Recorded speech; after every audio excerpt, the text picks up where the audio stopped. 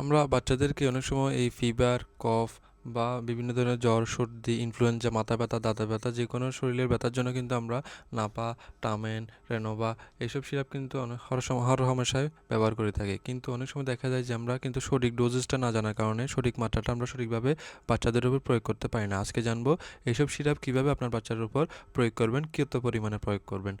প্রথমত আসি, যদি আপনার বাচ্চার বয়স 0 থেকে 6 মাস হয়, ধরুন আপনার বাচ্চার বয়স হচ্ছে যে 0 থেকে 6 মাস, তাহলে আপনি কি করবেন, বাংলাদেশের বাজারে বিভিন্ন ধরনের এইসব সিরাপ ড্রপ আকারে পাওয়া যায়, যেমন এইস, নাপা, রেনোভা, এসব সিরাপ কিন্তু ড্রপ আকারে পাওয়া যায়, অর্থাৎ ড্রপ হচ্ছে পিডিএকটি ড্রপ আকারে পাবেন। এসব ড্রপ আকারে ব্যবহার করবেন।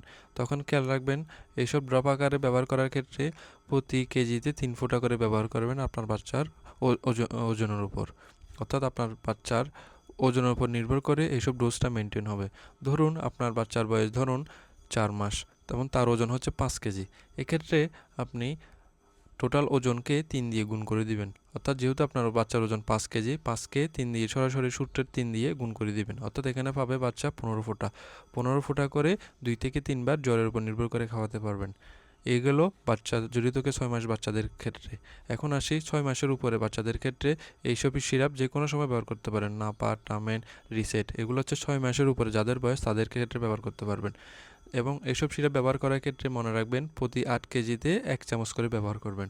ধরুন আপনার বাচ্চার ওজন হচ্ছে যে 12 কেজি, তাহলে 12কে সরাসরি 8 দিয়ে ভাগ করে দিবেন, তাহলে এখানে হবে 1.5 চামচ। অথবা ধরুন আপনার বাচ্চার ওজন হচ্ছে 16 কেজি, 16কে সরাসরি 8 দিয়ে ভাগ করে দিবেন, তাহলে এখানে আপনার বাচ্চা ডোজ পাবে 2 চামচ করে। তাহলে আপনার বাচ্চা 2 চামচ করে 2 থেকে 3 বার জ্বরের উপর ডিপেন্ডস করে আপনি দিতে পারবেন। তারপর আসি, যদি এসব সিরাপ ব্যবহার করছেন বা পেডিয়াট্রিক ড্রপ ব্যবহার করছেন কিন্তু তাও জ্বর কমতেছে না, তাহলে তখন কী করবেন? তখন যদি জ্বর 101 ডিগ্রি বা তার চেয়ে বেশি হয়, তখন এসব রেনোভা, নাপা, এইস এগুলো কিন্তু ডোজ আকারেও পাওয়া যায়, আপনি ডোজটা ব্যবহার করতে পারবেন। এখন ডোজটা ব্যবহার করার ক্ষেত্রে আপনি কত পাওয়ারটা ব্যবহার করবেন, এখানে তো বিভিন্ন পাওয়ারই আছে। আপনি 250 ব্যবহার করবেন, 500 ব্যবহার করবেন, নাকি 60 mg ব্যবহার করবেন। এটার জন্য আপনি শিশুর টোটাল ওজনের সাথে 15 দিয়ে গুণ করবেন, অর্থাৎ আপনার শিশুর ওজন যদি 10 কেজি হয়, 10কে সরাসরি 15 দিয়ে গুণ করবেন, তাহলে আপনার বাচ্চা পাবে 150 mg।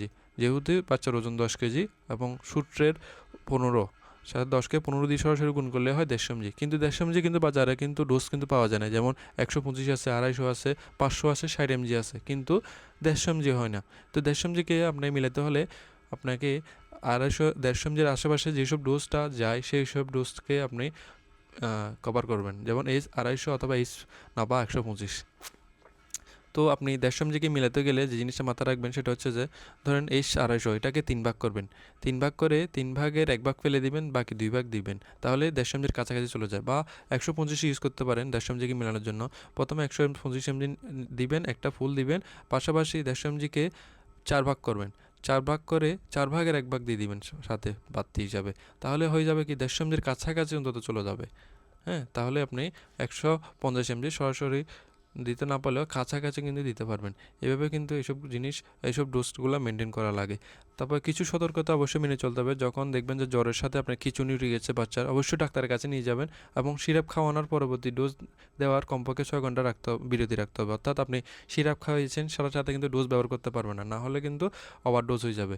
আবার একটি ডোজ ব্যবহার করার পর আরেকটি ডোজ দিতে মিনিমাম 6 ঘন্টা ব্যবধান থাকতে হবে। অর্থাৎ আপনি একটি ডোজ দিয়ে দিয়েছেন এবং আরেকটি ডোজ দিতে চাচ্ছেন, তাহলে অবশ্যই মিনিমাম 6 ঘন্টা ব্যবধান রাখবেন। এবং শিশুর যদি লিভার, কিডনি বা জন্ডিসের সমস্যা থাকে, ডাক্তারের পরামর্শ ছাড়া কিন্তু এইসব ওষুধ ব্যবহার করা যাবে না।